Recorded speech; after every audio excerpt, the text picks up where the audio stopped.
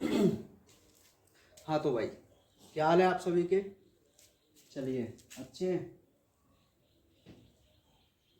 तो जैसा कि हमको पता है, कल हमने चैप्टर नंबर 7 को कंप्लीट कर लिया था, ठीक है। और आज जो हम पढ़ेंगे वो चैप्टर नंबर 8 पढ़ेंगे। और उससे पहले मैं आपको बता दूं कि आपका जो टेस्ट हुआ था 31 से 34 वाला, ठीक है, इस टेस्ट में आप एक बात ध्यान दीजिए कि मैंने एक क्वेश्चन पूछा था कि शुक्रजनन और अंडजनन के निर्माण का आरेख बनाइए, यही पूछा था। लेकिन कुछ बच्चों ने क्या किया, आरेख भी बनाया और इसकी थ्योरी भी लिखी। तो मैं आपको बता दूं कि यदि आपके पास टाइम है तो आप ऐसा करना, और यदि आपके पास टाइम कम है तो जितना उसने पूछा है ना उतना ही आपको करके आना है। जैसे आरेख पूछा है तो आरेख ही बनाना है, उसकी थ्योरी नहीं लिखनी आपको, ठीक है।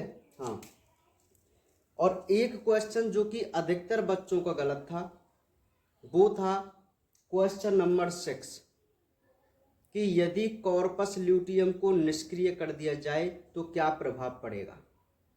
तो एक बात समझो आप, मैंने ये क्वेश्चन आपको कई बार बताया था भाई। सबसे पहले तो ये देखो कि उस कॉर्पस ल्यूटियम की भूमिका क्या है, रोल क्या है। तो कॉर्पस ल्यूटियम का रोल था कि कॉर्पस ल्यूटियम प्रोजेस्टेरोन हार्मोन का स्रावन करता है, और प्रोजेस्टेरोन क्या करता है, एंडोमेट्रियम परत को तैयार करता है। किस लिए? भ्रूण के आरोपण के लिए, ठीक है। तो एक सिंपल सी बात हो गई, ये तो इसका रोल हो गया कि एंडोमेट्रियम को भ्रूण के आरोपण के लिए तैयार करता है। अब आप बोलेंगे यदि इस संरचना को निष्क्रिय कर दिया जाए, यदि इस संरचना को निष्क्रिय कर दिया जाए तो क्या होगा कि भ्रूण का आरोपण नहीं हो पाएगा। समझ में आ गई बात? ये आंसर था उस क्वेश्चन का, ठीक है। तो हर क्वेश्चन को समझकर उसका आंसर दिया करो, सटीक आंसर दिया करो, ठीक है। एक प्रवीण प्रजापति, उसकी सबसे बेस्ट कॉपी है, मतलब बहुत अच्छी थ्योरी, लिखने की कला, हर आंसर बिल्कुल सटीक, बहुत अच्छी एक्सीलेंट कॉपी है। समझ में आ रही बात? हाँ, तो और बच्चे भी ध्यान रखें जिनके एक एक नंबर और आधा नंबर कटा है ना। हाँ, समझ रहे हो ना? ठीक है, देखिए भाई,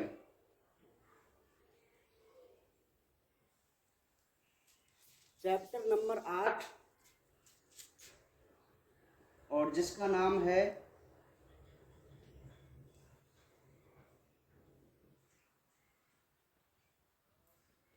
पादपों में खनिज पोषण, मिनरल न्यूट्रिशन इन प्लांट, ठीक है। चैप्टर नंबर जो 8 है उसका नाम है पादपों में खनिज पोषण, मिनरल न्यूट्रिशन इन प्लांट। तो मैं आपको बता दूं कि इसका मतलब क्या है कि भाई जो प्लांट होते हैं, पौधे जो होते हैं, उनमें खनिज पोषण, भाई प्लांटों को, एक हमने प्लांटों में जल को देखा था अर्थात जल अवशोषण को देखा था, ठीक है।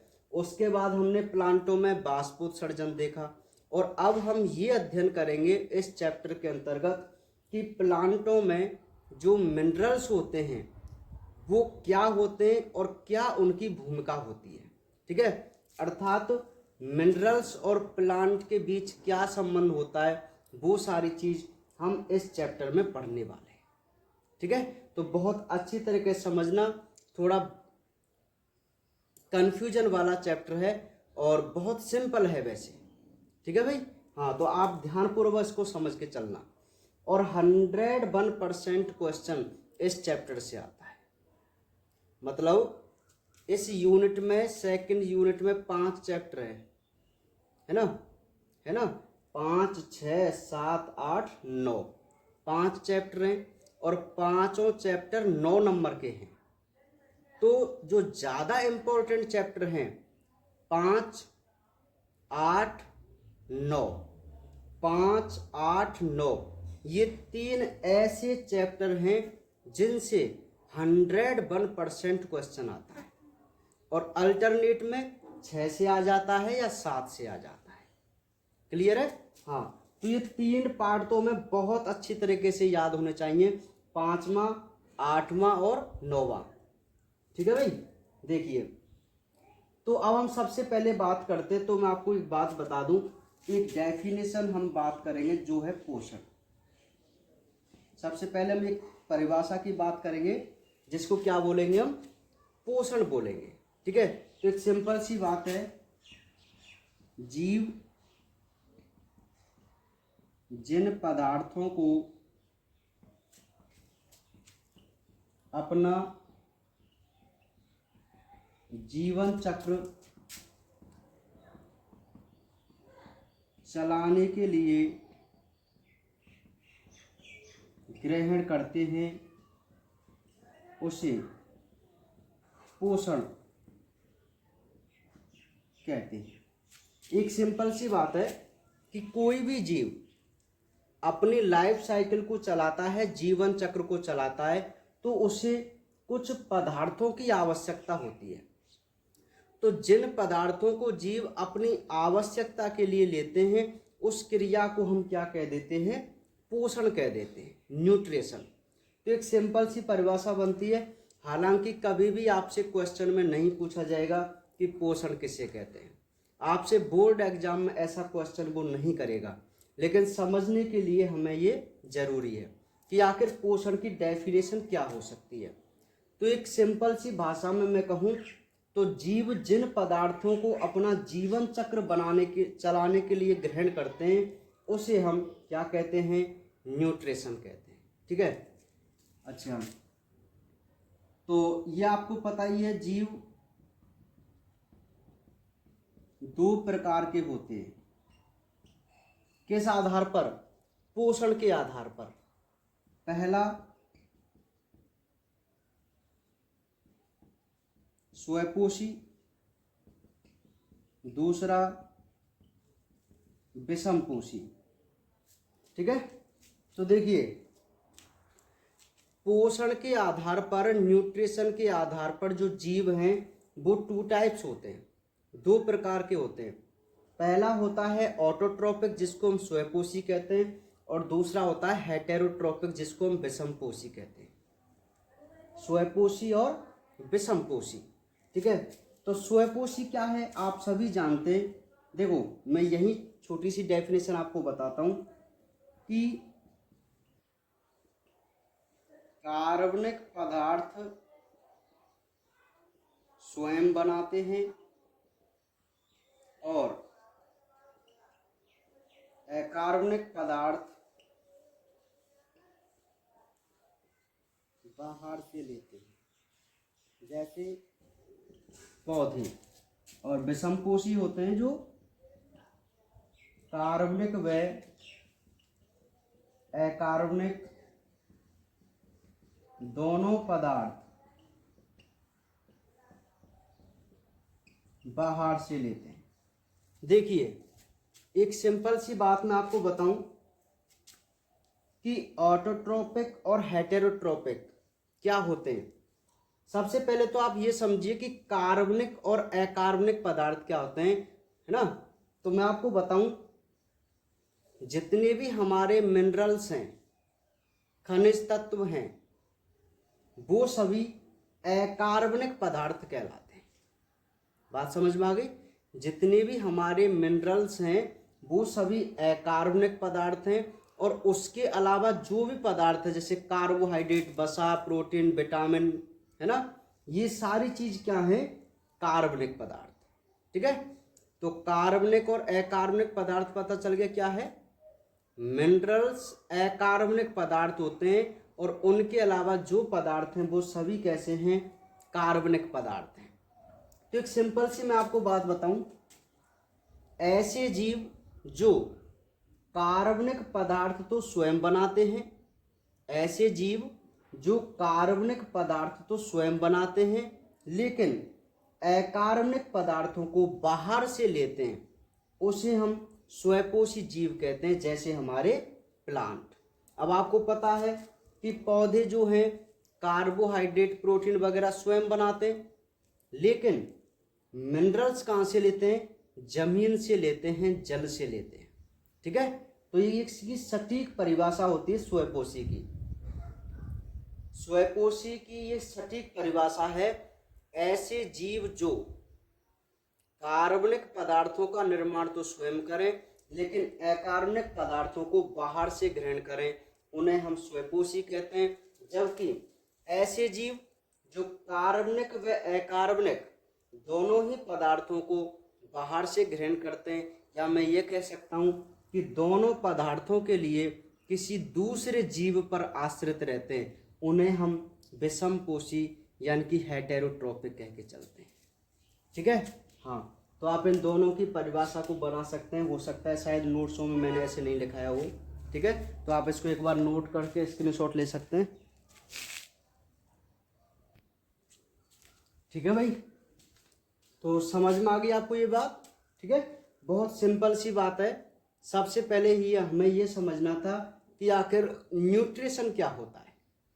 तो मैं पता चल गया कि कोई भी एनिमल अपनी लाइफ साइकिल को चलाने के लिए जिन पदार्थों को बाहर से ग्रहण करते हैं, उन्हें हम क्या कहते हैं? पोषण कहते हैं। और ये दो प्रकार का होता है, ये स्वयंपोषी और विषमपोषी। ठीक है, चलिए, ये तो एक नॉर्मल सी यहाँ पर बात थी। अब इस टॉपिक का इस चैप्टर का सबसे पहला टॉपिक यहाँ स्टार्ट हो रहा है, और वो टॉपिक है पौधों में खनिज पोषकों की आवश्यकता के अध्ययन की विधियां। बात को जरा ध्यान से समझो। ये जो नेक्स्ट टॉपिक है, और मैं ये कहूं कि हमारे इस चैप्टर का पहला टॉपिक, हेडिंग को आप समझ के चलना। यदि आप हेडिंग को समझ के चलेंगे तो आपको पूरा टॉपिक क्लियर हो जाएगा। देखिए हेडिंग क्या कह रही है। हेडिंग कह रही है कि जो प्लांट होते हैं, पौधे जो होते हैं, उनमें खनिज पोषकों की आवश्यकता क्यों होती है। बात समझो भाई, हमारा जो चैप्टर है वो है पादपों में खनिज पोषण। तो आपको ये भी तो पता होना चाहिए, अर्थात कोई ना कोई रीजन तो होगा जिस वजह से पौधों को मिनरल्स चाहिए होंगे। ठीक है, तो इसलिए उसने सबसे पहला एक टॉपिक बनाया कि कुछ ऐसी विधियां आप हमें बताइए जिनमें ये पता चले कि आखिर पौधों को मिनरल्स की आवश्यकता है। ठीक है, समझ में आ रही बात? इससे ये पता चले, ये प्रूव हो, सिद्ध हो कि वास्तव में ही पौधों को मिनरल्स की आवश्यकता है। तो एक हेडिंग बनाई, पौधों में खनिज पोषकों की आवश्यकता के अध्ययन की विधियां। अर्थात हम कुछ ऐसे मेथड, ऐसी थ्योरीज की बात करेंगे जिनसे हमें ये पता चलेगा कि वास्तव में ही पौधों को खनिज तत्वों की आवश्यकता होती है। ठीक है, ये हेडिंग का अर्थ समझ में आ गया। अब सबसे पहला मैं आपको बताऊं कि यहाँ हम 3 विधियों का अध्ययन करेंगे, जिसमें सबसे पहली विधि है पादप भस्म विश्लेषण, सेकंड है बालू संवर्ध प्रयोग, और थर्ड है जल संवर्ध प्रयोग। ठीक है, ध्यानपूर्वक समझिए कि जो अध्ययन की विधियां हैं वो 3 विधियां हैं। पहली विधि है पादप भस्म विश्लेषण, दूसरी विधि है बालू संवर्ध प्रयोग, और तीसरी विधि है जल संवर्ध प्रयोग। ठीक है, ये सैंड कल्चर, ये वाटर कल्चर। संवर्ध का मतलब कल्चर से होता है। ठीक है भाई, हाँ, ये प्लांट आस, ठीक है। हाँ, ध्यानपूर्वक समझिए। मैं आपको यहाँ 3 विधि में से एक जो ये विधि है जो इम्पोर्टेंट है, पादप वसु विश्लेषण, मैं आपको बता दूं कि बालू संवर्ध और जल संवर्ध ये ऐसी विधियां हैं जो बताती हैं कि पौधों को मिनरल्स की आवश्यकता क्यों है, ठीक है। जबकि प्लांट आस जो थ्योरी है, पादप वसु विश्लेषण जो सिद्धांत है, जो मेथड है, विधि है, वो ये नहीं बताती कि इनको आवश्यकता क्यों है, जबकि ये बताती है खनिज तत्वों की उपस्थिति। ध्यानपूर्वक समझना मेरी इस बात को, इस लाइन को, बात को ध्यानपूर्वक समझना भाई। हेडिंग तो है आवश्यकता के अध्ययन की विधियां, मतलब ऐसी विधि बताओ जिससे हमें यह पता चले कि प्लांटों को मिनरल्स की आवश्यकता है। तो मैं आपको बता दूं 3 मेथड दिए गए, उनमें से जो पहला मेथड है पादप वसु विश्लेषण वाला, ये मेथड अध्ययन वाला बिल्कुल भी नहीं है। इस मेथड से हमें ये पता चलता है कि एक प्लांट में, एक पौधे में कौन कौन से मिनरल्स होते हैं। बात समझ में आ रही है भाई? वर्तमान समय में हमको पता है कि ये पौधा है और इस पौधे में ये खनिज तत्व है।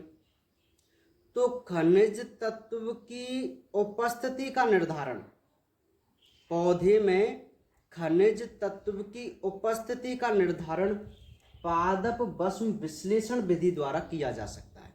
ये 1 नंबर का क्वेश्चन बन सकता है।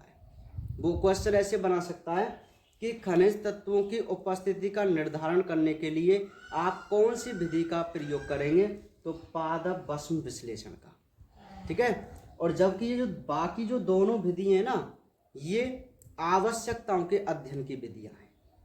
तो आपको यहाँ अंतर समझ में आ गया। इसको मैंने क्यों बताया, क्योंकि यहाँ 1 नंबर का क्वेश्चन बनता है और वो ऐसा क्वेश्चन बनता है कि यदि हम इसको नहीं समझ पाए तो वो हमसे रह जाता है।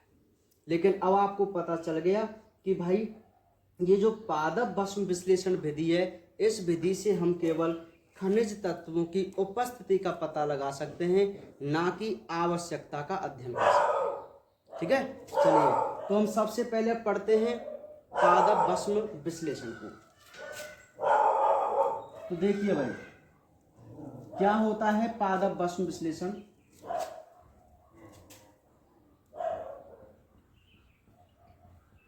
इस विधि में एक ताजे पौधे को ओवन में 2 या 3 दिन 70 से 80 डिग्री सेल्सियस पर रखते हैं, जिससे उसके समस्त जल वाष्पशील होकर उड़ जाता है। अब इसे तौलकर शुष्क भार ज्ञात कर लिया जाता है। इस शुष्क नमूने को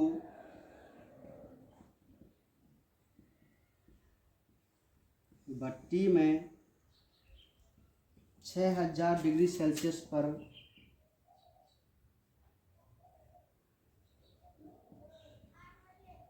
जलाया जाता है, जिससे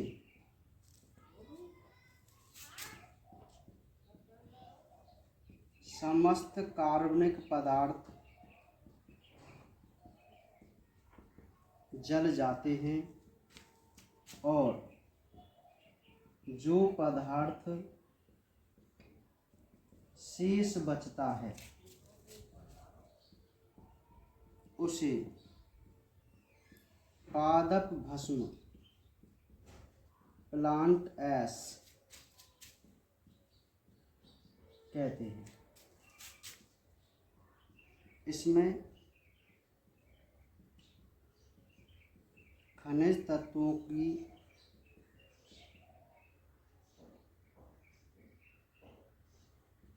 उपस्थिति का पता लगा लिया जाता है। देखिए भाई, तो मैं आपको बता दूं कि हमारे पास जो सबसे पहला मेथड है वो है पादप भस्म विश्लेषण।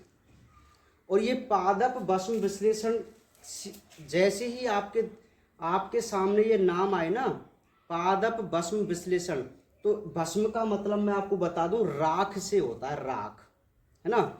और इतना सा आप समझ लेना कि इस विधि से हम पौधों में कौन कौन से खनिज तत्व होते हैं इसकी उपस्थिति का पता लगा सकते हैं। अब देखो, आप खुद समझ जाएंगे।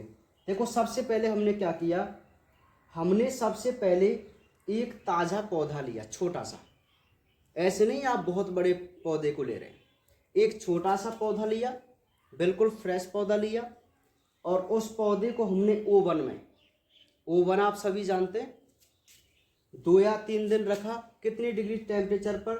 70 से 80 डिग्री सेल्सियस पर। इतने तापमान पर जब हम एक ताजे पौधे को रखते हैं तो उस ताजे पौधे में से जो वाष्पशील पदार्थ हैं, अर्थात ऐसे पदार्थ जिनमें थोड़ी नमी होगी। अरे भाई, एक बात बताओ, आप किसी भी गीली पत्ती को लें या गीले पौधे को लें और उसको आप कुछ दिन सुखाएं तो उसमें वजन कम होता है, नहीं होता? मतलब उसका वो सूख जाता है ना, पौधा नहीं सूखता क्या? तो वही क्रम हम यहाँ करते हैं। ठीक है, सिंपल सी बात आ गई। यानी कि आपको सबसे पहले ताजे पौधे को सुखाना है। कितने टेम्परेचर पर? 70 से 80 डिग्री सेल्सियस पर। अब जब वो सूख जाता है तो उसे तोलकर हम उसका क्या ज्ञात कर लेते हैं? शुष्क भार। भाई, जो पौधा सूखा हुआ होता है ना, उसके वजन को हम शुष्क भार कहते हैं, है ना।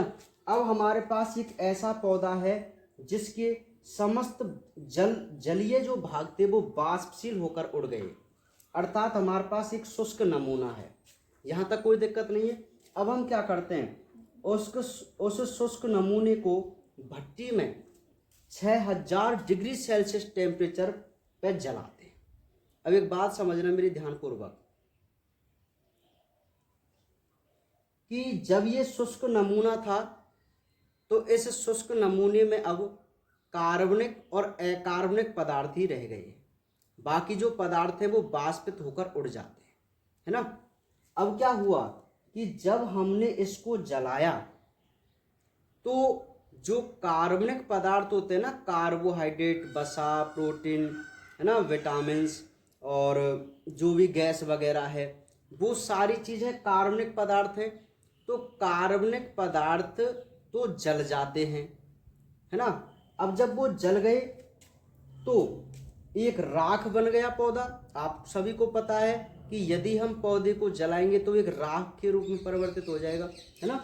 तो वही बात है कि जलने के बाद जो पदार्थ शेष बचता है, अरे राख जैसा पदार्थ ही बचता है, तो उसे हम पादप भस्म कहते हैं। यदि आपसे 1 नंबर की परिभाषा पूछे कि प्लांट एश क्या है, पादप भस्म क्या है, तो आप एक सिंपल सी थ्योरी लिखना कि शुष्क नमूने को जलाने पर जो पदार्थ शेष बचता है उसे हम पादप भस्म कहते हैं। एक छोटी सी परिभाषा हो जाएगी, ठीक है। तो ये पादप भस्म बन गया, मतलब राख बन गई।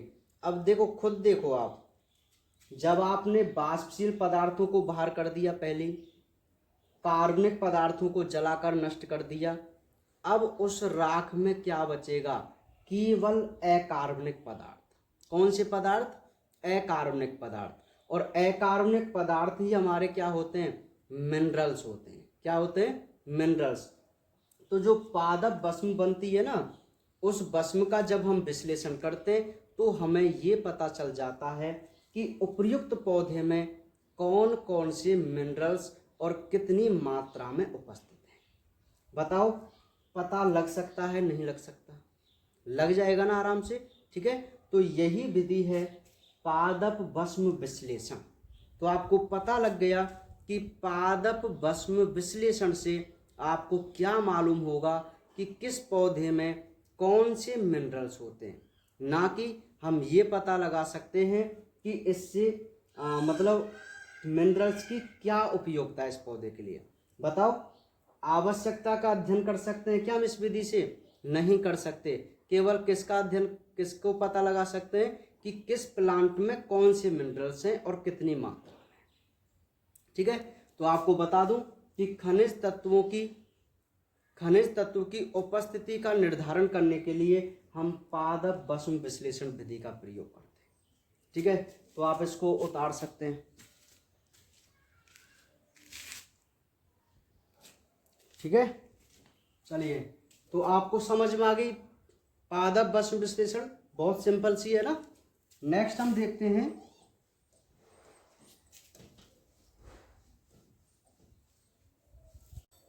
हाँ भाई, तो हमारी सेकंड अब जो विधि है वो है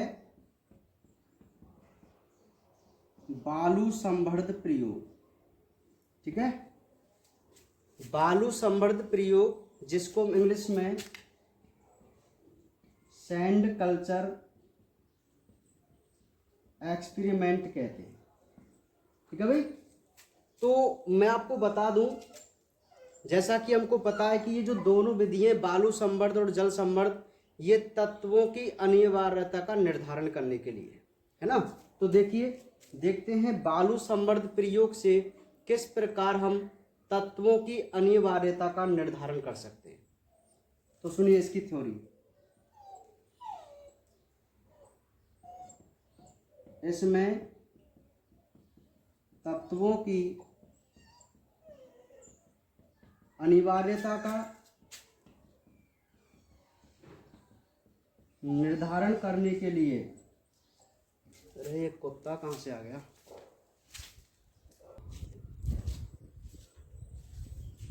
तत्वों की अनिवार्यता का निर्धारण करने के लिए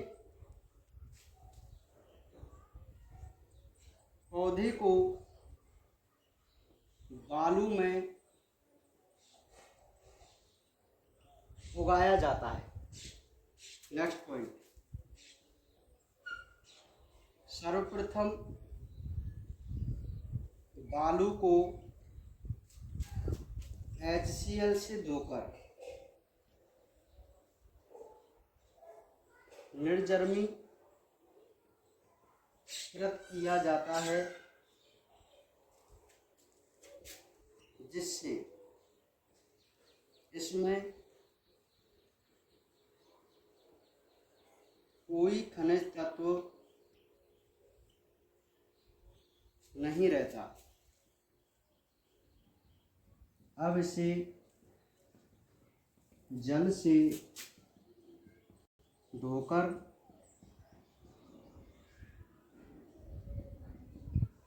सुखाया जाता है।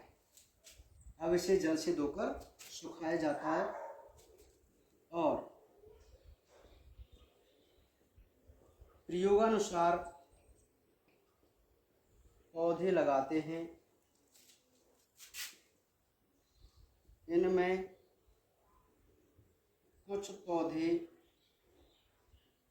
कंट्रोल प्लांट होते हैं, जिनको सभी पोषक तत्व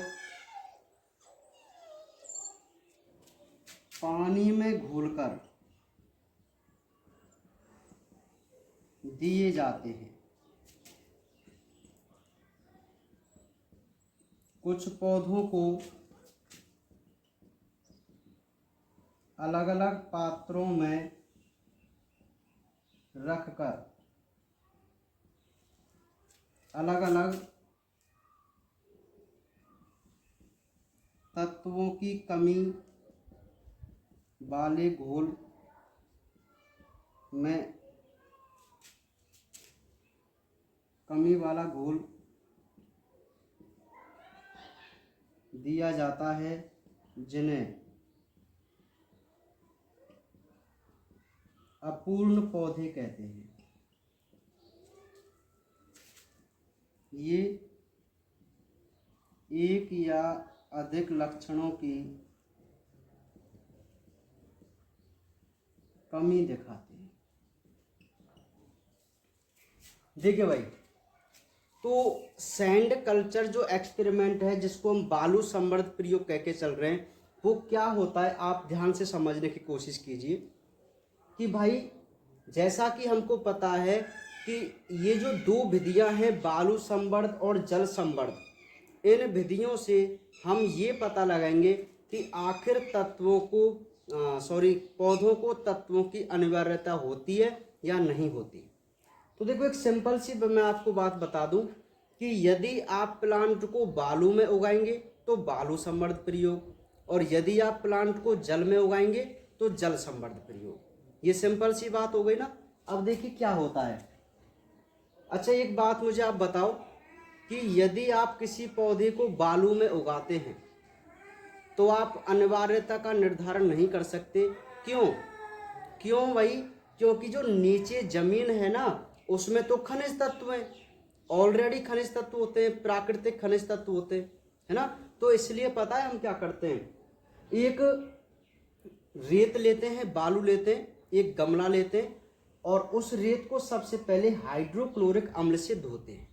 समझ में आ गई बात। और ये HCl अम्ल क्या करता है, जितने भी उसमें खनिज तत्व होते हैं उन सभी को नष्ट कर देता है। अरे भाई, प्लांट को उगाने के लिए आपने जो बालू ली है ना, उस बालू को आप सबसे पहले HCl से साफ करेंगे, क्योंकि HCl क्या करेगा, उसके जितने भी खनिज हैं उन सभी को नष्ट कर देगा, निष्क्रिय कर देगा, है ना। अच्छा, अब इसमें कोई खनिज तत्व नहीं होता। अब इसे क्या करते हैं, जल से धोते हैं और सुखाते हैं, है ना। और प्रयोगानुसार क्या करते हैं, इसमें हम पौधे लगाते हैं। जल से धोकर हमने सुखा दिया उस बालू को। अब सूखी हुई बालू में हमने क्या किया, पौधे लगाए। अब पौधे कैसे लगाए वो मैं आपको बता दूं कि यहाँ हमने दो प्रकार के पौधे देखे। एक पौधे होते हैं कंट्रोल प्लांट। आप यहाँ इसको नोट करना, पॉइंट को आपसे एक नंबर में पूछ सकता है कि नियंत्रण पौधे या कंट्रोल प्लांट क्या हैं। तो आपको एक डेफिनेशन देनी होगी। ऐसे पौधे जिनको सभी पोषक तत्व पानी में घोलकर दिए जाते हैं उन्हें हम कंट्रोल प्लांट कहते हैं। और फिर वो आपसे पूछेगा अपूर्ण पौधे कौन से हैं, तो आप बोलेंगे वे पौधे जिनको घोल में एक या अधिक तत्वों की कमी करके दी जाती है, या मैं कहूँ कि ऐसे पौधे जिनमें वह घोल दिया जाता है जिसमें एक या अधिक तत्वों की क्या हो, कमी। तो उन पौधों को हम क्या बोलेंगे, अपूर्ण पौधे बोलेंगे। ठीक है। तो अब मैं आपको बताऊं यहाँ से उनको कैसे पता चला कि जो अपूर्ण पौधे थे ना, उन पौधों में कोई ना कोई कमी दिखाई दी। किसकी तुलना में, कंट्रोल प्लांट की तुलना में। अब वो कैसे दिखाई दी वो मैं आपको डायग्राम के हिसाब से समझाऊंगा, तब आपको क्लियर समझ में आएगा। थ्योरी तो आप इसकी कर लेंगे, कोई दिक्कत वाली बात नहीं है। देखिए भाई, ये हमारे पास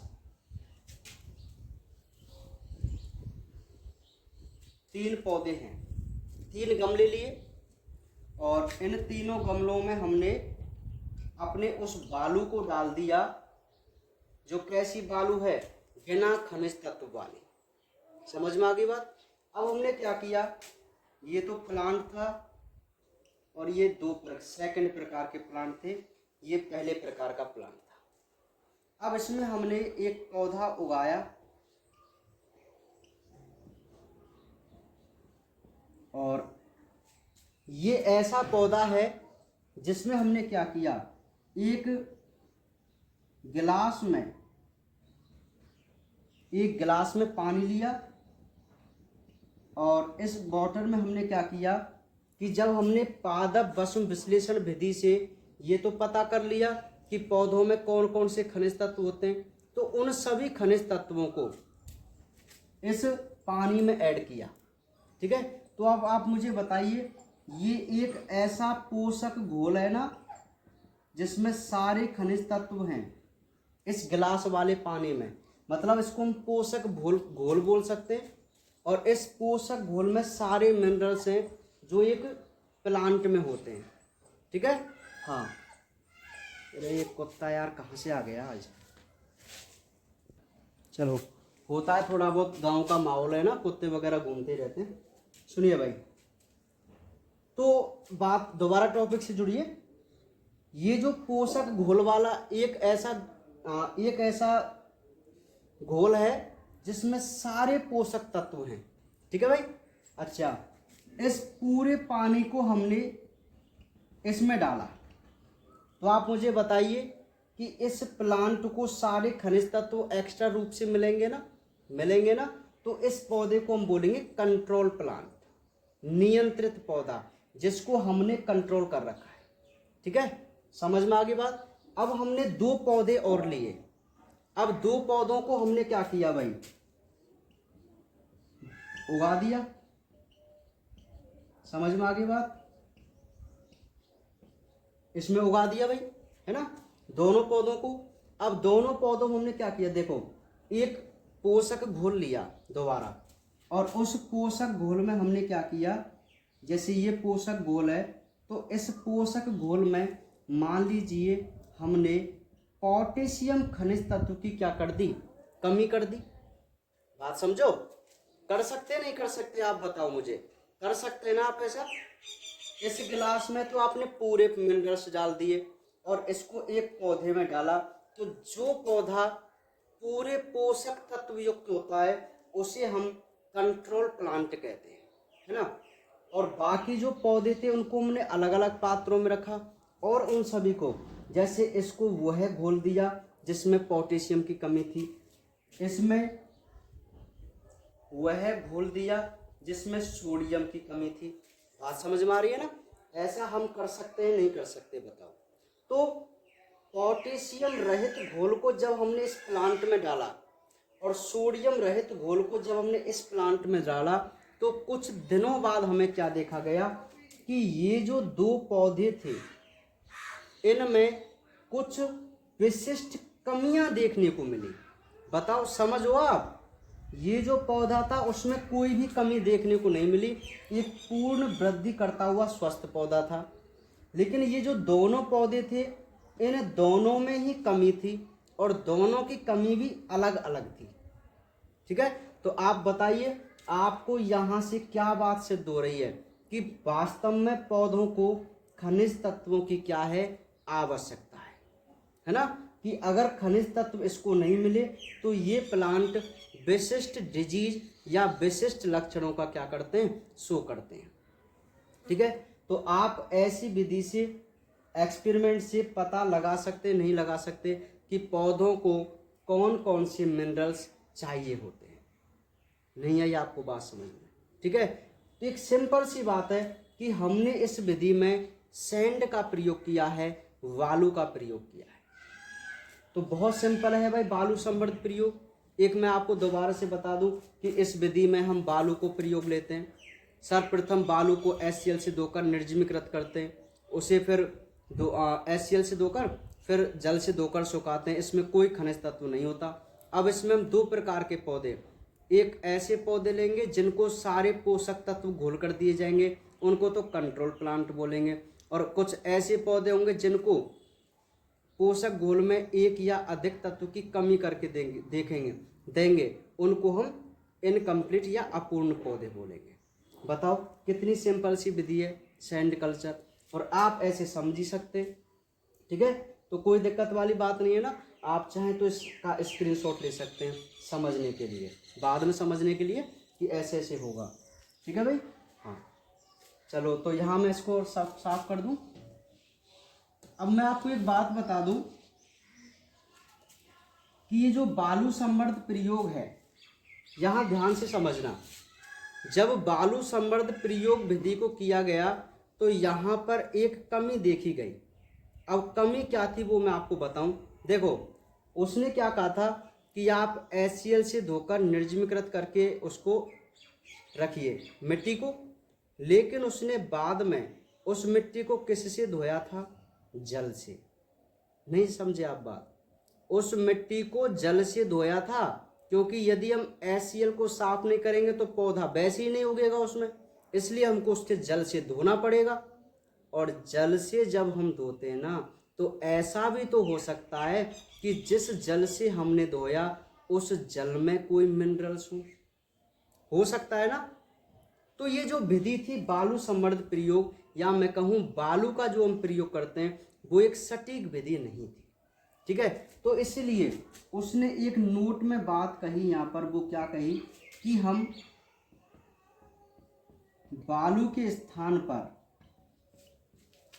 एक पदार्थ है बहुत इंपॉर्टेंट, वर्मीकुलाइट का प्रयोग करते हैं, जो रसायनतः अक्रिय, शुष्क भार या मैं कहूँ हल्के भार,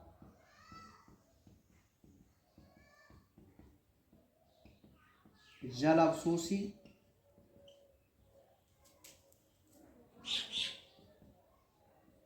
पदार्थ है। इस विधि को वर्मीक्लोपोनिक्स कहते हैं। एक सिंपल सी मैं आपको बात बता दूं कि एक नंबर में हमसे एक परिभाषा पूछी जाती है कि वर्मीक्लोपोनिक्स क्या है, वर्मीक्लोपोनिक्स क्या है। तो एक मैं आपको बात बता दूं कि जो हमने बालू संवर्ध प्रयोग किया था, उस विधि में बहुत ज़्यादा कठिनाइयाँ आती हैं। ठीक है, HCl से साफ कीजिए, उसको धोइए, सुखाइए, मतलब बहुत ज़्यादा कठिनाइयाँ, और रिजल्ट भी अच्छे नहीं आते। तो इसलिए लेखक कहता है कि हम बालू के स्थान पर एक वर्मीकुलाइट नाम के पदार्थ का प्रयोग कर सकते हैं। अब वर्मीकुलाइट पदार्थ क्या है? ये कुछ गुण हैं कि रसायनतः ये अक्रिय होता है, अर्थात किसी रसायन से ये क्रिया नहीं करता, हल्के भार वाला होता है, इसमें जल अवशोषण की क्षमता उच्च होती है। तो ये उस वर्मीकुलाइट के कुछ गुण हैं। अब वो कहता है कि यदि हम बालू के स्थान पर वर्मीकुलाइट का प्रयोग करें तो उस विधि को हम वर्मीक्लोपोनिक्स कहते हैं। ठीक है, एक सिंपल सी परिभाषा क्या बनेगी कि बालू के स्थान पर वर्मीकुलाइट का प्रयोग पौधों को उगाने के लिए किया जाए तो उस विधि को हम वर्मीक्लोपोनिक्स कहते हैं। तो आपको वर्मीक्लोपोनिक्स समझ में आ गया? क्या है वर्मीक्लोपोनिक्स? एक सिंपल सी बात है कि जो हम बालू संवर्ध प्रयोग कर रहे हैं उस विधि में कुछ कठिनाइयाँ आती हैं, इसलिए हम केवल बालू के स्थान पर वर्मीकुलाइट पदार्थ को काम में लेंगे और उसी विधि को हम क्या बोल देंगे? वर्मीक्लोपोनिक्स बोल देंगे। ठीक है, ये बहुत सिंपल सी बात है वर्मीक्लोपोनिक्स की। तो आप इस परिभाषा को भी समझ गए जो एक नंबर में आपसे पूछी जा सकती है। आपको नोट्सों में सारी चीज़ बिल्कुल सटीक मिलेंगी, मैं आपसे कह तो रहा हूँ। जो नोट्स हैं उसमें आपको हर चीज़ बिल्कुल एक्यूरेट थ्योरी से सारी चीज़ सेट मिलेगी। PDF में सेंड कर ही देता हूँ, आप वहाँ से डाउनलोड करके और नोट्स बना लिया करें। ठीक है, यहाँ हो सकता है कोई थ्योरी कम हो, थोड़ी ज़्यादा हो, समझ में आ रही है बात? हाँ, चलिए भाई। तो ये थी हमारी सेकंड विधि जिसको हम बालू संवर्ध प्रयोग कह के चल रहे थे। अब जो थर्ड जो हमारी विधि है जिसको हम जल संवर्ध प्रयोग कह रहे हैं। क्या कह रहे हैं? जल संवर्ध प्रयोग। तो देखिए इसमें बालू के स्थान पर पौधे को जल में उगाया जाता है।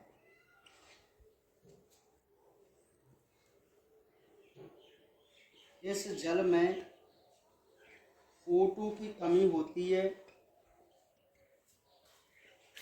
अतः जड़ के पास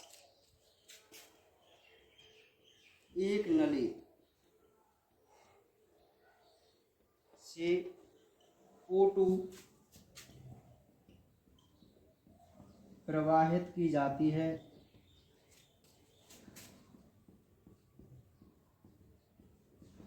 इस विधि को